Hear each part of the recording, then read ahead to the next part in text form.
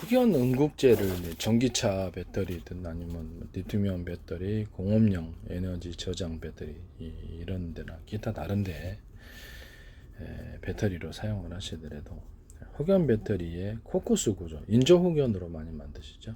인조 흑연으로 뭐 천연 흑연으로 만들더라도 크기를 사이즈로 이론적으로 대중소 사이즈를 틀리게 만든다는 거죠.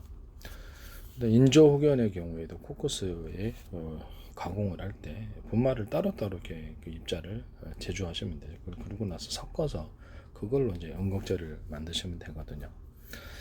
대중소다 그러면 사이즈를 틀리게 크기를 틀리게 만든다는 거죠. 그걸로 이제 하시면은 흑연 응급제의 그 에너지 밀도가 엄청나게 강해집니다. 이런 방식으로 이제 만드시면 제 기술 구조가 되겠습니다. 그리고 어떤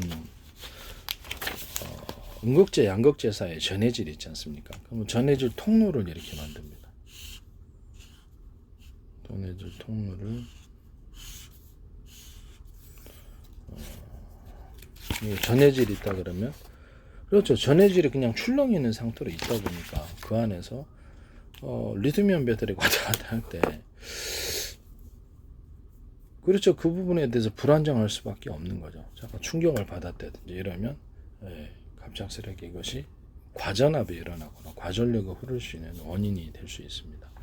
그래서 이것다 차라리 전해질을 통로를 만들어서 그 안에서 움직이게 하고 리튬이온 배터리가 그 안에서 움직인다면 그렇죠. 외부 충격으로부터도 보호를 받고 보다 안정적으로 움직이. 전고체 배터리 만들 필요 없어요. 그래서 그 전해질 통로, 양극재, 응극사의 전해질 통로를 통해서 통로를 뭐 미세하게 많이 만들면 되죠. 잘 외부 충격을 받아도 잘 깨지지 않게 이렇게 손으로 봐도 중간에 볼록한 이런 구조, 이런 것들을 만드시면 제 기술 구조가 되겠습니다. 이 볼록한 것은 약간 유선형 구조를 가져서 이것을 리튬이온 배터리가 리튬이온 같은 것이라든지 기타의 다른 이온들이 움직일 때 이것을 축적해서 앞으로 이렇게 빠르게 쏘지는 이런 것은 몇 군데나 둘 수 있어요. 통로에. 그럼 회사 마음이죠. 그래서 그렇게만 이온 통로를 만드시면 전해질이 그 안에서만 움직이게 하는 그런 방법이 있다라는 것을 말씀을 드립니다. 이렇게 만드시면 제 기술 구조입니다. 전해질도 그 밖에서도 움직여도 상관없는데 이렇게 통로를 많이 만들어서 그 안에서 움직이게 하면 속도도 빨라지고 외부 충격에도 보다 안전할 것이다 라는 것을 말씀을 드립니다. 이렇게 이제 배터리를 만드시면 제 기술 구조가 되겠습니다. 그리고 제가 좀 액체 배터리를 만들었다 그랬죠. 물에다가 전류 흘리면 그게 바바박 거리지 않죠. 그래서 그 감전사가 많이 일어나잖아요. 눈치를 못 채고. 그래서 그 물에다가 전류를 저장하면 어떠냐. 일단 구리 알갱이를 대중소 사이즈를 틀리게 만들어 놓으면 그렇죠. 약간 전기가 주파수 방식으로 펄스 방식으로 바뀌면서 강력한 전기 저장이 된단 말이에요. 그 어떤 크기 대비해서. 그래서 저는 이것을 차라리 응급장치를 없애버리고 그 플러스 마이너스로 나누고 싶은 배터리를 그냥 물을 채워놓고 거기다가 이런 구리 알갱이들을 양극재, 응극재라고 하고 그냥 대중소 사이즈를 그 사이즈를 몇 단계로 나누시든지 그건 회사 마음입니다. 채워가지고 그것을 플러스 마이너스 극으로 그냥 연결해서 전기를 거기다 축적을 하고 축적을 이렇게 충전소에서 축적을 하고 거기다 하시면 제 기술 구조가 되겠습니다. 필요할 때만 전기를 끌어다 쓰면 되는 거니까요. 그래서 이렇게 하시면 제 기술 구조가 되겠습니다. 속도를 틀리게 할 때는 그렇죠. 좀 더 굵은 전선을 사용한다든지 이렇게 해서 배터리에 연결선을 다양화시켜서 속도를 따라서 전기 굵은 선을 틀리게 해서 하는 구조가 있을 수 있고요. 그러면 그쪽 전선을 쓰는 거죠. 속도를 따라서. 그렇게 하시면 되겠습니다. 아니면 배터리를 갖다가 그렇게 제 방식으로 격벽 처리를 해가지고 소형화시켜 8개 정도로 현재 배터리를 소형화시켜서 그 안에 딱 격벽에다 놔두면 그렇죠. 외부 환경 충격이라든지 추위 더 이런 것에 좀 더 좀 안전하죠. 그래서 그 안에다가 서로 이렇게 격벽 구조를 남기고 문제가 있는 그런 배터리는 그리고 전력을 온오프식으로 차단시켜 버리는 되니까 전력과 산소를 차단시키는 방법을 해서 발열이 이상이 일어났다. 경보음이 들렸다. 경고음이 들어왔다. 그러면 경고가 들어왔다. 음이 들어왔다. 그러면 그쪽을 차단시켜서 나머지 배터리만 살리는 거예요. 나머지 배터리 갖고 운영하면 고장 나더라도 그것만 교체하면 되니까 비용이 상대적으로 싸죠.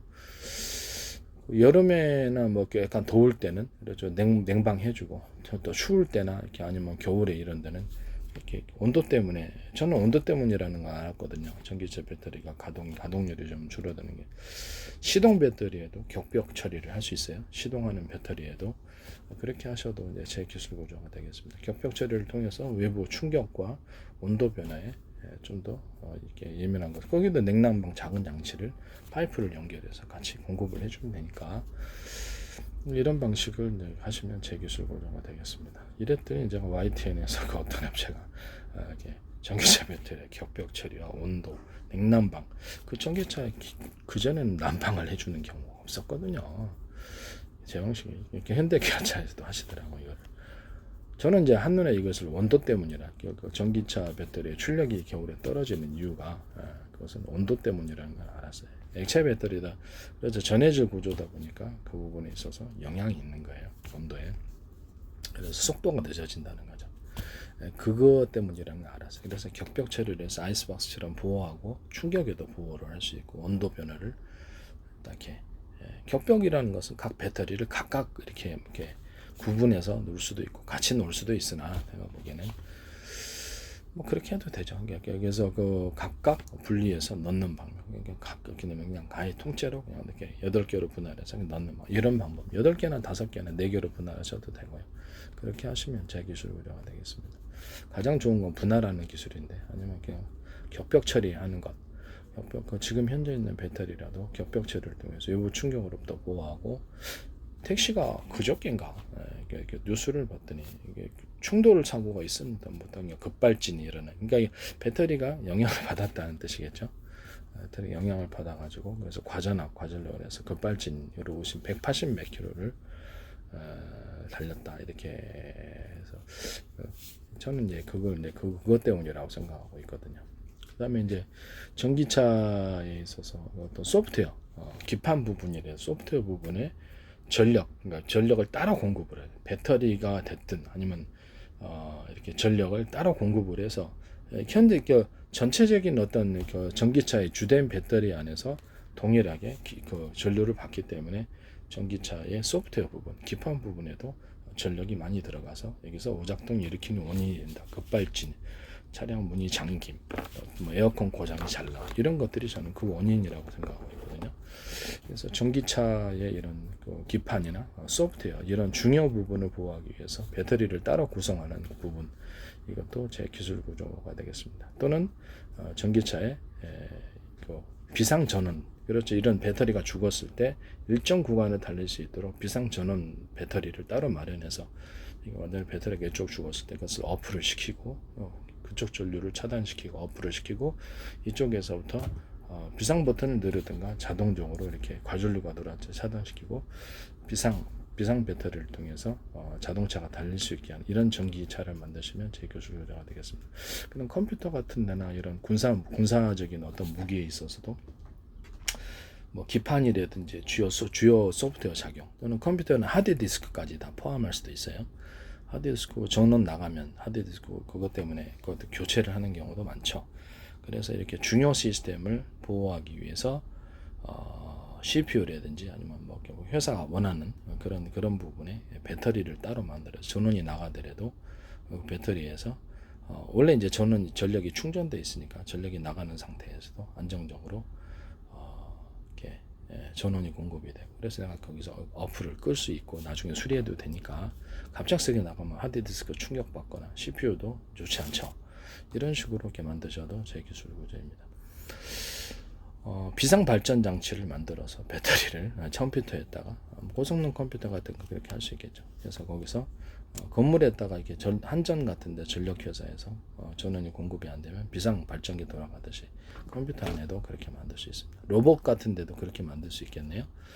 뭐 주요 소프트웨어 기판을 보호하게 또는 주요 장치를 보호하기 위해서 배터리를 따로 마련하거나 이렇게 전원 주요 전원이 이렇게 꺼졌을 때 비상 배터리, 발전 장치를 통해서 비상 배터리나 비상 발전 장치 이런 거를 통해서 발전 장치가 있을 수도 있죠. 이것은 지금 전기차나 이런 컴퓨터 이런 데서도 그냥 배터리의 전기를 축적하는 방식으로 비상 전원을 쓰거나 아니면 발전 방식으로 하거나 그것도 뭐 회사 마음입니다.